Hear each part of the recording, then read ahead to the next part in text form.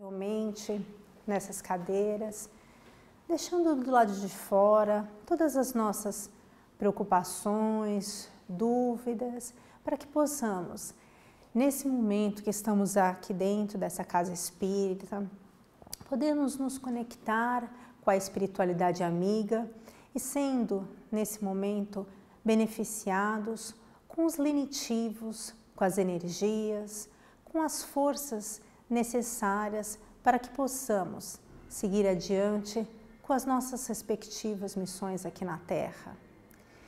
E assim, Mestre, intuídos e amparados pela espiritualidade amiga, pedimos uma proteção para todos nós, para que possamos iniciar em paz e tranquilos o estudo que vamos fazer aqui nessa casa essa noite. Assim seja. Bom, boa noite a todos vocês. Como parte aí da nossa agenda de quarta-feira, né, a gente vai dar continuidade ao estudo do Livro dos Espíritos e especificamente hoje a gente vai falar, apertei aqui demais, do capítulo 8, a gente vai ver 3 questões dentro do capítulo 8, as questões 413, 414 e 415, que são referentes às visitas espíritas entre as pessoas vivas. E aí a primeira questão que a gente vai estudar, a 413, Allan Kardec ele pergunta, né, se do princípio de emancipação da alma parece decorrer que temos 2 existências, a do corpo, que nos permite a vida de relação ostensiva, e a da alma, que nos proporciona a vida de relação oculta. É assim? E aí, antes da gente ir para a resposta dessa pergunta, só para a gente alinhar o conhecimento de acordo com o Livro dos Espíritos, né, essa questão da emancipação da alma. A gente precisa, para ter a emancipação da hora, estar apenas naquele estado de sono profundo? Na verdade, não. Não só a gente pode ter a emancipação da alma no momento que a gente tem aquele estado de sono profundo, mas também basta que os nossos sentidos eles entrem em torpor. Para quê? Para que aqueles laços que fazem o espírito conectado ao corpo, eles se afrouxem e aí o nosso espírito vai para o espaço. Então, nesse momento de torpor, a gente já tem, ou seja, aquele soninho leve, aquele cochilo, aquela coisa assim que a gente dá aquela apagadinha leve, né? Que às vezes a gente até brinca, né? Ai, dei uma carregada rápida, que nem na bateria do celular, que a gente está cansado, põe aquele pluguezinho, né? Então, isso já é suficiente para a gente ter a emancipação da alma, né? Ou seja, se a gente voltar para a pergunta, então, a emancipação da alma, para ela acontecer, esse processo de afrouxamento dos laços entre o espírito e o corpo, nós temos 2 existências simultâneas, a do corpo e a da alma, é assim? E aí os espíritos respondem para a gente. No estado de emancipação, prima a vida da alma. Contudo, não há verdadeiramente 2 existências. São antes 2 fases de uma só existência, porque o homem não vive duplamente. Ou seja, por exemplo, se a gente pegar a Priscila, eu como exemplo, a Priscila, dentro dessa proposta encarnatória, eu tenho apenas uma existência. É uma existência dentro dessa proposta aqui. No estado de emancipação, o que acontece? A prioridade é a vida daquele espírito. Por quê? Porque naquele momento, o nosso corpo ele está em repouso. Se a gente for para a próxima pergunta, a pergunta 414. Podem 2 pessoas que se conhecem visitar-se durante o sono? E aí os espíritos respondem para a gente. Certo, e muitos que julgam não se conhecerem costumam reunir-se e falar-se. Podes ter, sem que os suspeites, amigos em outro país.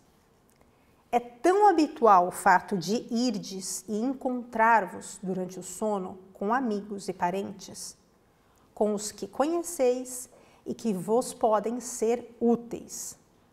E aí, essa palavra, que vos podem ser úteis, que quase todas as noites fazeis essas visitas.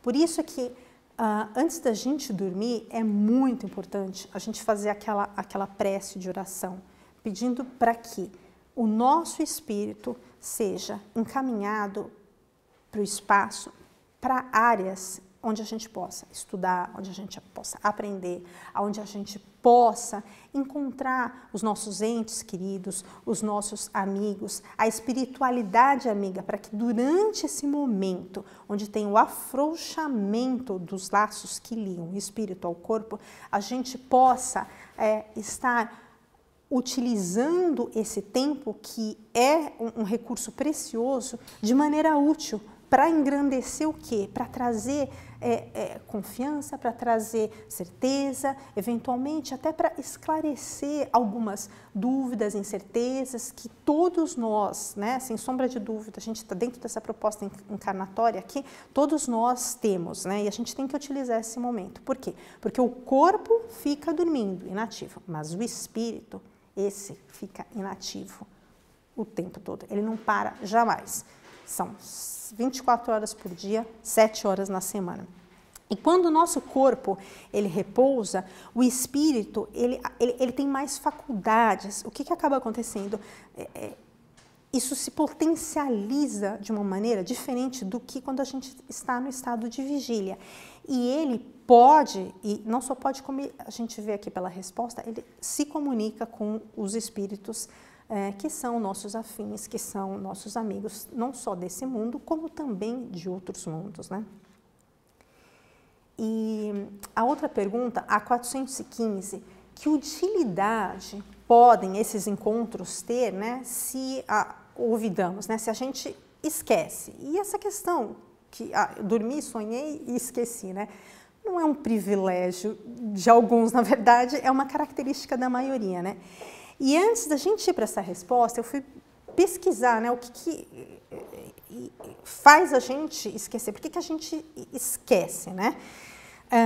E no próprio Livro dos Espíritos, a gente encontra a resposta para isso, porque o que acontece? A nossa matéria, ela é uma matéria pesada, ela é uma matéria grosseira, e o que acaba acontecendo é que o corpo, ele dificilmente conserva as impressões que o espírito recebeu.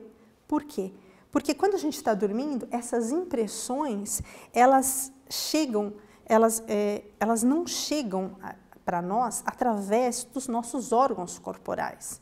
Não é o nosso órgão, não são os nossos órgãos corporais que estão recebendo essas impressões, é o espírito que está conservando, que está conversando. É o espírito que está lá no espaço.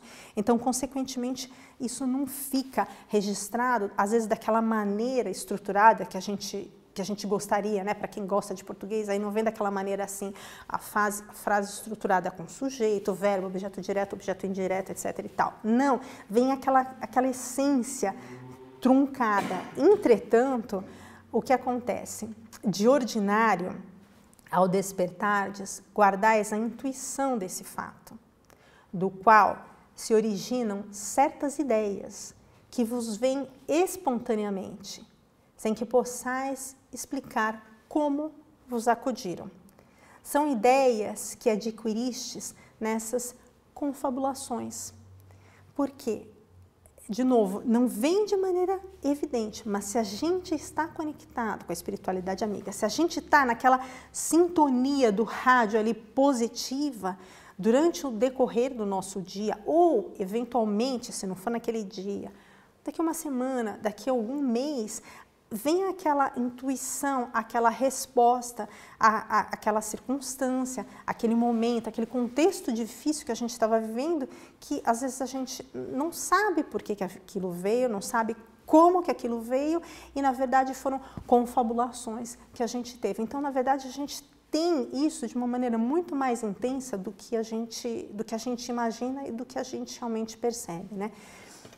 E outra coisa também interessante que eu, quando eu estava preparando a palestra, eu li nesse capítulo, ele faz uma analogia que eu achei bastante bacana com o nosso espírito, os laços que ligam o nosso espírito, o nosso corpo, com um balão, os laços que ligam um balão e um poste.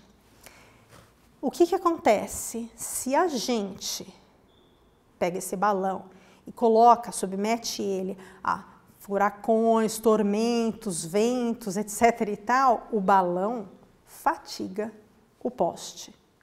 Ou seja, quando a gente dorme, é fundamental que a gente peça proteção. Por quê? Porque às vezes quando a gente se conecta com coisas que não são tão positivas e a gente vai, o nosso espírito está livre e ele vai para áreas que não são tão proveitosas, que não são tão benéficas para nós, o que acaba acontecendo? A gente sofre esse impacto. E a gente tem, não é só aquela sensação, é na verdade um fato, a gente acaba acordando mais cansado do que quando a gente foi dormir. E então por isso que é realmente fundamental a gente se conectar com a espiritualidade amiga antes de dormir. Eu estava até conversando com o Pedro, né? Todos nós, dentro dessa presente proposta encarnatória que nós temos aqui, né? O sono, ele é uma ferramenta que a gente tem. Para quê? Para se conectar com a espiritualidade amiga, para conseguir intuições, sugestões, ideias, de novo, não daquela forma que a gente gostaria, tão estruturada que chegasse a resposta para a gente, mas de maneira intuitiva, para os desafios que a gente tem aqui na Terra. E além disso, a gente também tem que cuidar muito do nosso corpo, porque todos nós, não importa qual a missão, mas todos nós temos uma missão aqui na Terra, seja com um escopo gigantesco, como tem um presidente dos Estados Unidos, seja com um escopo dentro da nossa família, seja com... não importa o tamanho do escopo. E o objetivo é a gente sair daqui melhor do que quando a gente chegou.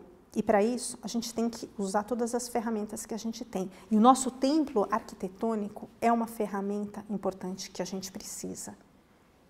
É a ferramenta que vai fazer com que a única certeza que a gente tem aqui é que todos nós, em algum momento, nós vamos desencarnar. E quando esse momento chegar, que a gente possa ter esse despertar do lado de lá, e nessa autoavaliação e na avaliação que vão ser feitos, que a gente possa chegar lá e ter sido considerados completistas.